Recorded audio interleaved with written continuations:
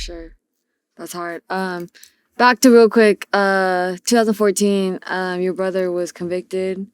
I'm really big on mental health. So how was that for you? How did that affect you, just having your close brother? That,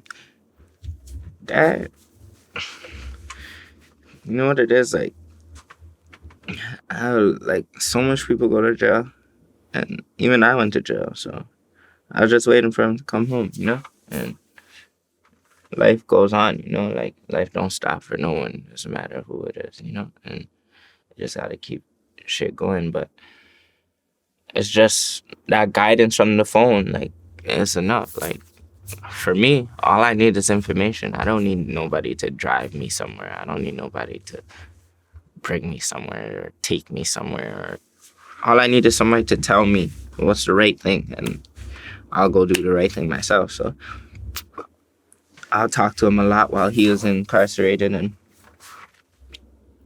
while he was locked up, I started making music and started cracking while he was in jail.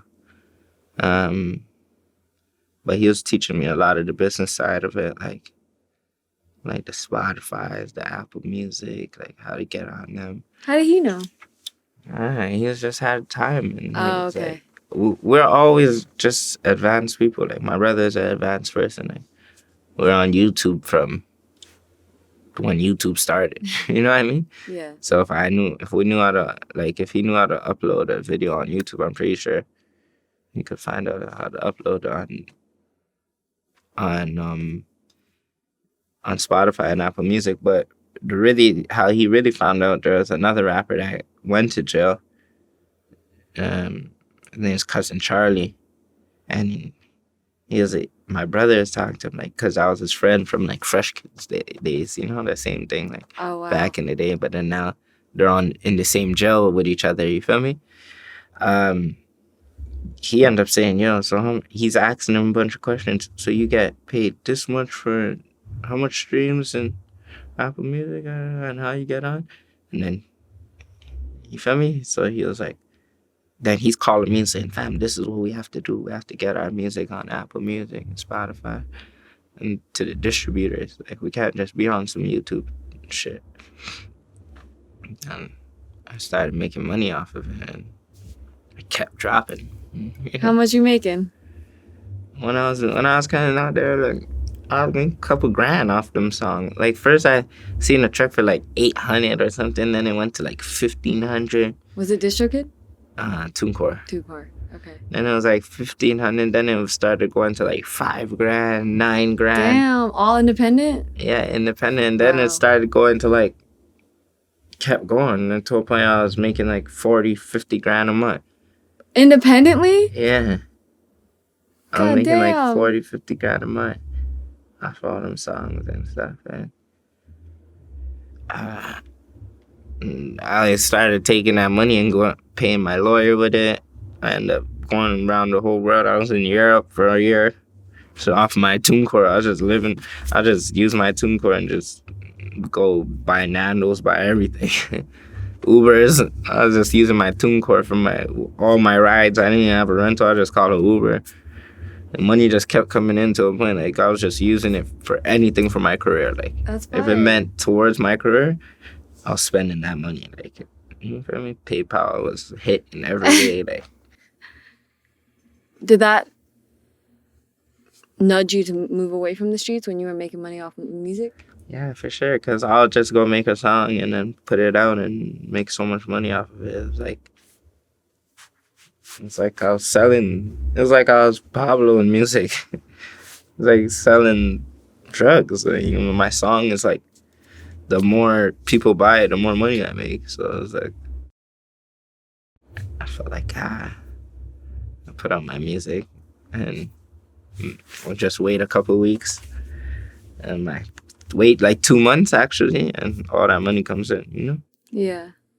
That's fire. So what made you want to sign?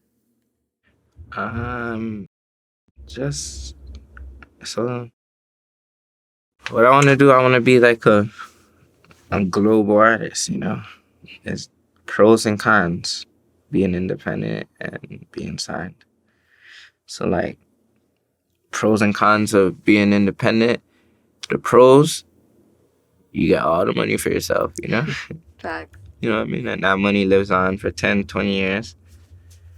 Or you could go sign and be all over the radio and getting $100,000 a show. Right. You feel me? That's how much Pressa's booking fee is? Nah, but I'm saying we could get there. For sure. I'm at 50K right now. That's fire. And, you know what I mean? So A quick 50? Damn. 50, you know what I mean? That's the most I got for a show. That's fire. Congrats. So the more popping you are, the more shows you could get. And if you do 10 shows and for $100,000, that's $1 million, you know? Facts. And how much shows do you see all these rappers doing? Like the Baby, Dirk, the Lil Baby. Right. If these guys are getting 200 a show, I see these guys out every other day. So that's what the benefits of being signed to a label is. And clearing records is just much easier with a label. I mean, you have a budget. But when you're independent, you gotta take your Tunecore money and create your own budget, use your own money, and market your own songs, you know? Right. That's the pros and cons of being signed. And when you're signed, you could get like a lot of endorsement deals, like brand deals. A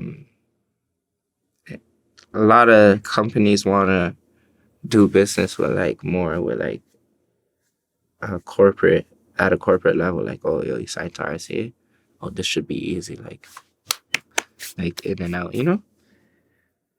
But is that who you're signed with? no, I'm not signed. I'm signed with Sony at the moment, but I'm hella close to RCA. Like, yeah, I saw you mention Jay Grant. I know him. yeah, because Sony's under, like, they're the same kind of company, but I be in that building, like, it's like I'm signed with RCA, you know? They show me mad love, like, fuck RCA, and I'm not even signed to them yet, you know?